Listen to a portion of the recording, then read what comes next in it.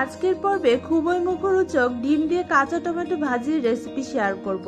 আর এই চ্যানেলে মূলত ব্যাচেলর ও নতুন রাঁধুনিদের জন্য সহজ ও ঘরোয়া রেসিপিগুলোই শেয়ার করা হয়। Hello foodies, welcome to PC food story. চলুন তাহলে কথা না বাড়িয়ে ঝটপট রান্না শুরু করি। রান্নার জন্য প্যানে হাফ কাপ তেলে দিয়ে দিয়েছি হাফ চা চামচ পাঁচফোড়ন, কিছু পেঁয়াজ কুচি, রসুন কুচি, কাঁচামরিচ কুচি। তারপর দিয়ে দিলাম হাফ কেজি কাঁচা টমেটো কুচি, 1.5 চা চামচ লবণ, হাফ চা চামচ হলুদ গুঁড়া। এবার সবগুলো উপকরণ নেড়েচেড়ে ভালো করে মিশিয়ে নেব। ঢাকনা দিয়ে ঢেকে 2-3 মিনিট রান্না করে নেব। 2-3 মিনিট পর ঢাকনাটাকে উঠিয়ে নিলাম। আবারও কিছুক্ষণ এটাকে নেড়েচেড়ে উল্টে পাল্টে মিশিয়ে নেব। আবারও ঢাকনা দিয়ে ঢেকে 2-3 মিনিট রান্না করে নেব।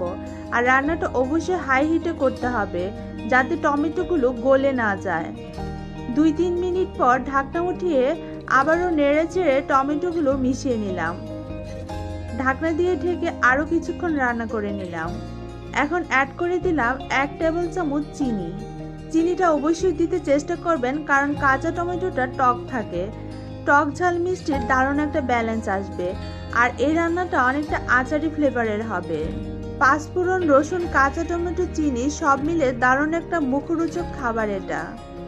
চুলার আঁচটা বাড়িয়ে নেড়েচেড়ে উল্টে পাল্টে অনেকক্ষণ ধরে ভেজে নিতে হবে।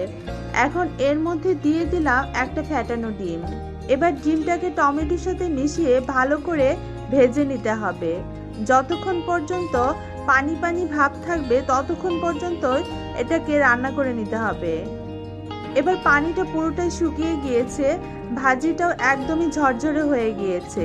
আমি এটাকে একটা সার্ভিং প্লেটে সার্ভ করে নিচ্ছি। তো ফুডি ফ্রেন্ডস, তৈরি হয়ে গেল ডিম দিয়ে কাঁচা টমেটো ভাজি।